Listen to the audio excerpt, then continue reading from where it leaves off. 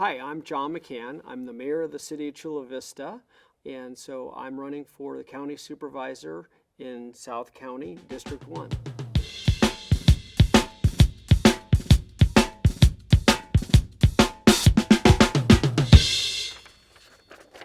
have to get these so they're actually okay. The Board of Supervisors recently adopted a new climate action plan that would push more new houses in urban areas. County staff estimates that you could cut carbon emissions by almost half by 2030. Do you support this plan? As the mayor of the city of Chula Vista, I've been very, very forceful to try to bring down the costs of housing, not only for ownership, but also rental. On the west side of Chula Vista, we had the Sears shopping center that went ahead and was torn down. Sears went out of business. And originally they were looking at high-rise apartments. And when they came to me and said, hey, we want high-rise apartments, I said, no, I'm not going to support that. What I'm going to support is home ownership. And we were able to negotiate that they were able to put in 244 home units, townhomes, that are all entry-level for sale. It's the largest home ownership project on the western side of Chula Vista in a couple decades. So people and young families in the missing middle can actually not just work in Chula Vista, but they can live in Chula Vista and build family wealth for their future. To follow up on the piece of the question that was about the county's climate action plan, is that something that you support, the idea of getting the county to reduce emissions by 2030? Yeah, I support reducing emissions. I remember I went out and bought a Tesla, and then I bought my wife a Tesla, and it was sort of a controversial issue on which side you were on at that time. Then suddenly now it's gone 180, where now if you have a Tesla, you're considered the other side. But the reality is that I was an early adopter in solar panels in the early 2000s. What we can do is we can act locally to be able to make sure that we're bringing down the emissions. And again, my whole family drives electric cars. This question is from a voter in District 1. The current administration is cutting funds for the arts and taking over art venues, which appears to silence contemporary artists who express dissent through their work. If a similar situation occurred in San Diego, how would you respond to protect their rights to artistic expression? Great question. I essentially just went to and did an interview for the Bonita Vista Music Machine. I was a part of the arts in high school and have continued to be parts of the arts as I've grown up. And Bonita Fest, their melodrama, we continue to support them. I believe in the First Amendment, and as long as you're expressing your thoughts in a peaceful manner, I accept that. What is your favorite thing to do in South Bay on the weekend? I love that. Well, my first favorite thing to do is go to my kids' soccer game. I am getting a little older, and they're a little older now, but the great thing is I have a grandson, and I love going to his soccer games, so that is one of the favorite things. When you're talking about other opportunities, we have what is called the Living Coast Discovery Center on our bayfront. I love going down to the Chula Vista bayfront. In there you can actually see turtles, you can see rays, you can see great things. And we just opened the largest park, Sweetwater Park, on the Chula Vista bayfront in the entire San Diego port. It's 29 acres. It's the largest park there. When I was a child, when my mom was working at Rohrer Industries as a factory worker, that was all a factory area in a power plant in large electrical lines. There was really no public access. And I'm very, very proud because in 2002, I became a council member. 2003, we master planned the Bayfront.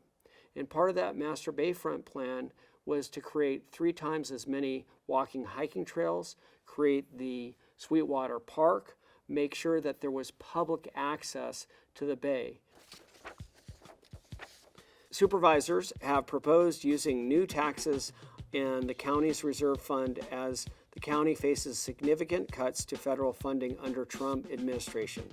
Do you support increasing sales tax and drawing on reserve funds to offset federal funding cuts?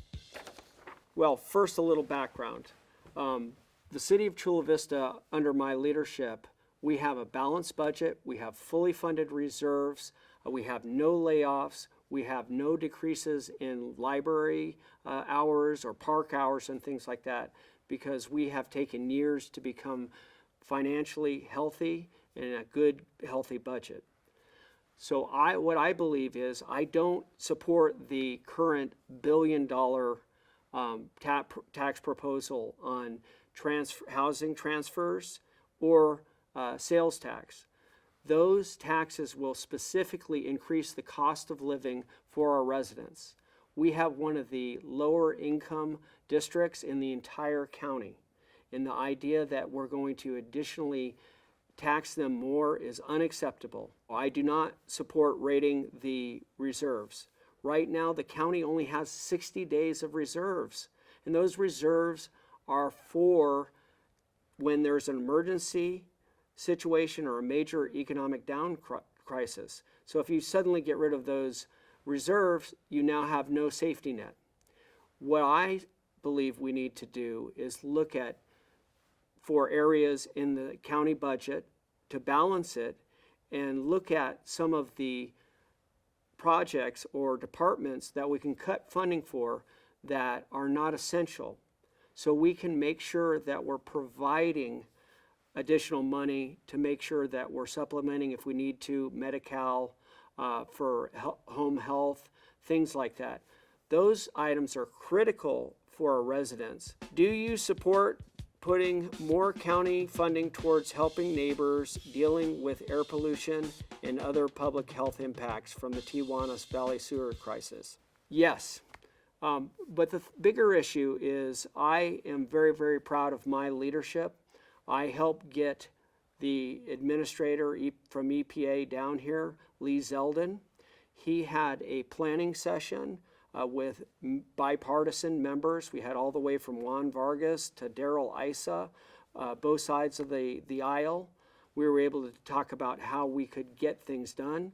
And one specific action that we were able to accomplish because of the urgency of the Tijuana sewer issue is that we were able to get the current sewage plant on the U.S. side of the border fast-tracked. What really needs to happen is we need a long-term solution.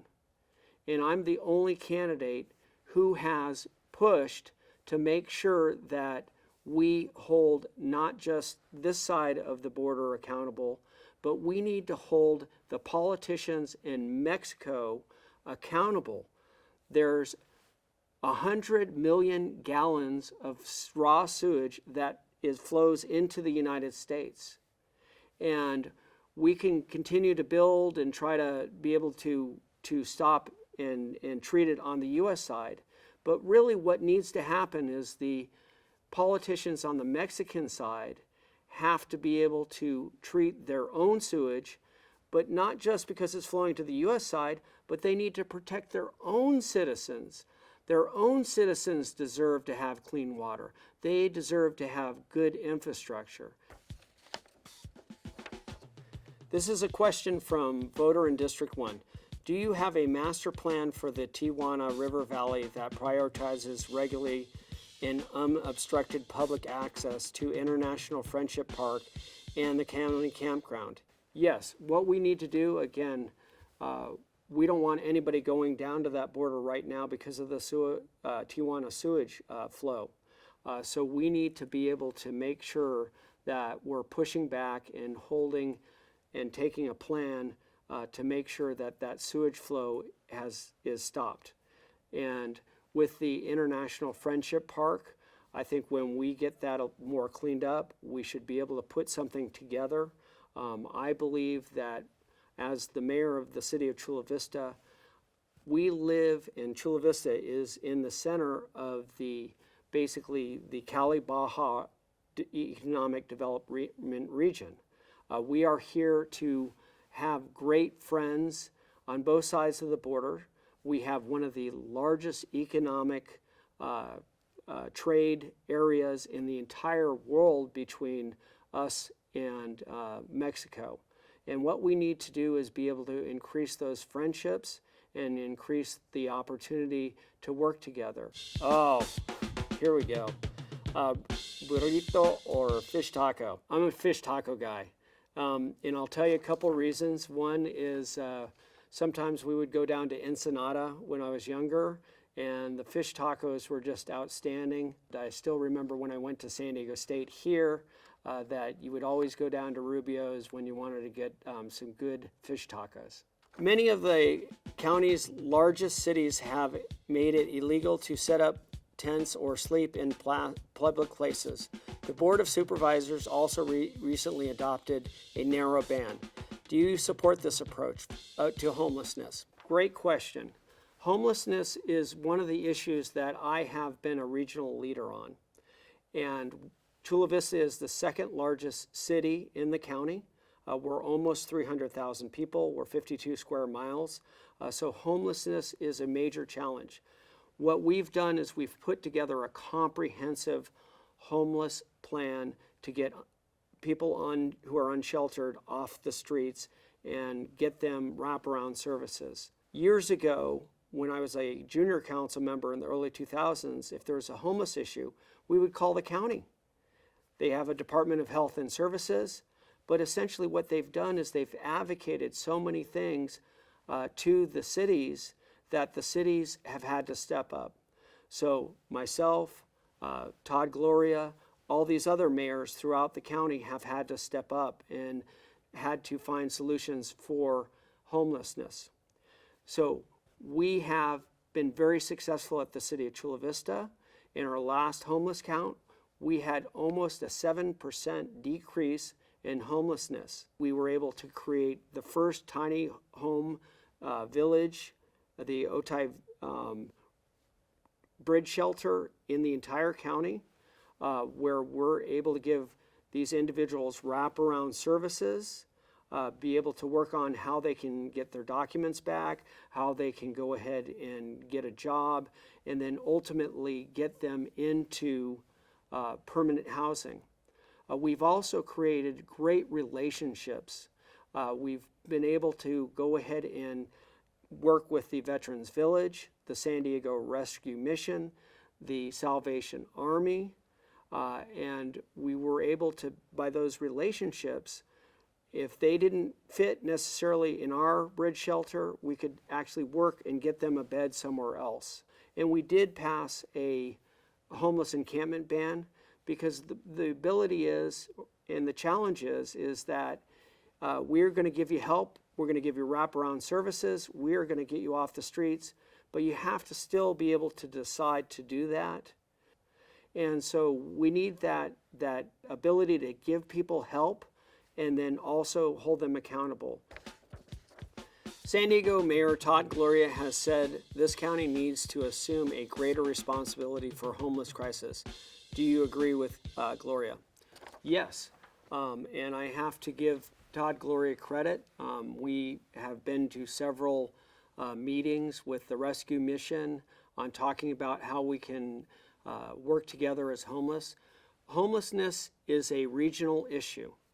And again, we have put together a strategic plan that has gotten homelessness off the streets. San Diego County has some of the deadliest jails in the state, which means people who haven't been convicted of a crime are dying in custody. Would you support giving more power to the county's Independent Law Enforcement Review Board to investigate in-custody deaths? The reality is, I think when I've seen and talked to not only the deputy sheriffs and the Sheriff Kelly Martinez, I've learned a tremendous amount. Obviously, any death is unacceptable, and we want to make sure that people get due process. One of the challenges right now is that our county board or our deputy sheriffs are underfunded. So I think you need to look at it step by step. The first thing is when we can hire more deputy sheriffs and guards, that will help the inmates because many times if they're understaffed, the guards are not going to be able to see everything and not be able to control everything. If we have additional guards, we will be able to make sure that we're managing the jails better. The increasing the oversight power of the Citizens Law Enforcement Review Board, giving them the power to investigate, more power to investigate in custody deaths, is that something that you support? Well, what I support is if there is a death, having an outside agency that is a government law enforcement agency. When there is an issue of with the Chula Vista Police Department, what they do is instead of having an internal investigation, they have another police department at another agency come in and do a investigation. And I think that is fair because what you need are people who understand both sides. One, they don't have a relationship incentive to not tell the truth of what's going on, whether it's good or bad, but they're also law enforcement officers, so they understand what the law enforcement rules are. If a proposal to increase the oversight power or increase the investigative power of the Citizens Law Enforcement Review Board, CLRB, came up before the County Board of Supervisors, would that be a proposal that you would support? I would have to review it. And again, you can come up with a lot of different things and say, hey, what about this plan or that plan? I'm somebody who actually is very fastidious, and I want to understand what are the ramifications, what are the pros, the cons. I want to listen to both sides, and just having a generic thought is something that I would definitely consider it, but I would want to basically be able to review it before I supported it. Do you support the Board of Supervisors sanctuary policy, which bars county agencies from working with federal immigration authorities unless they have an arrest warrant signed by a state or federal judge? I oppose the super sanctuary policy at the county right now. People have to understand that some of the issues that we're dealing with in our county are human trafficking and fentanyl. The idea that we can't come together and collaborate when there's a task force on fentanyl or there's a task force on human trafficking is unacceptable. We want to be able to go ahead and stop those issues as a team.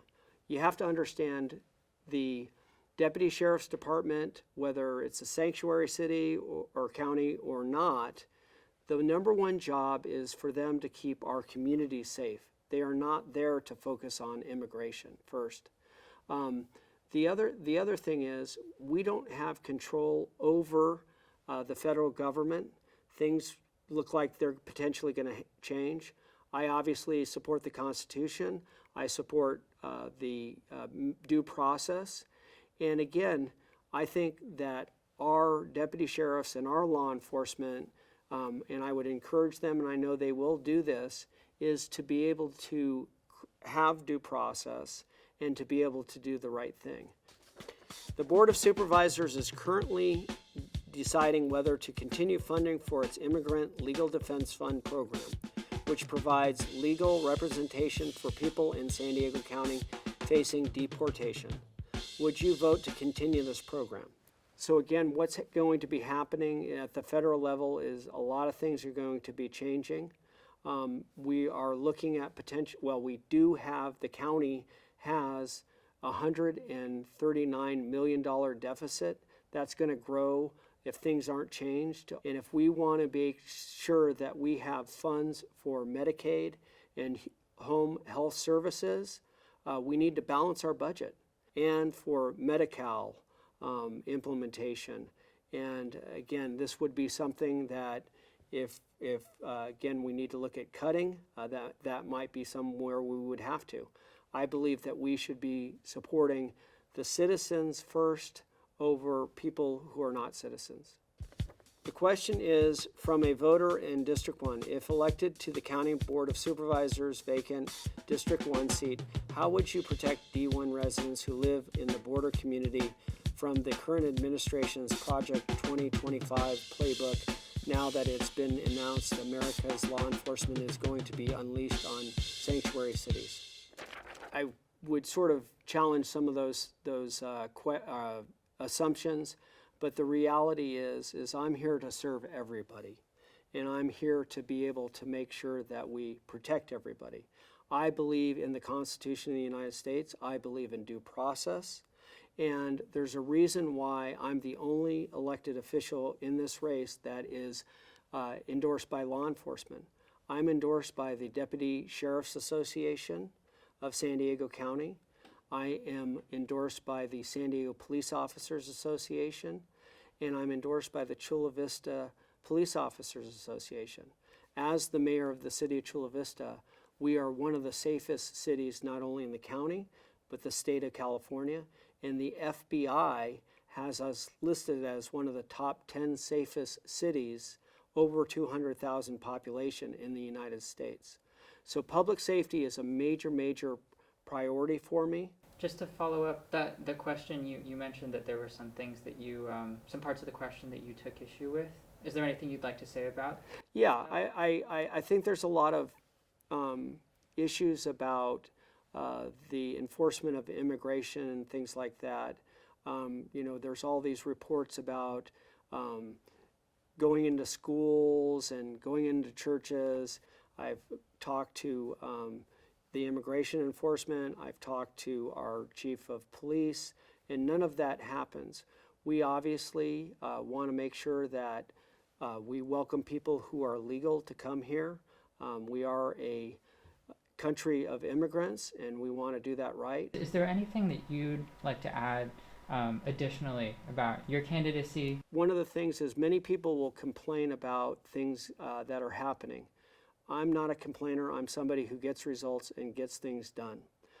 When there are issues about housing, we were able to create East Lake Community. 10 years in a row was the best new home community in the entire county. It houses all the way from people in the mailroom to the boardroom. We had a bayfront that had very little public access, no public access.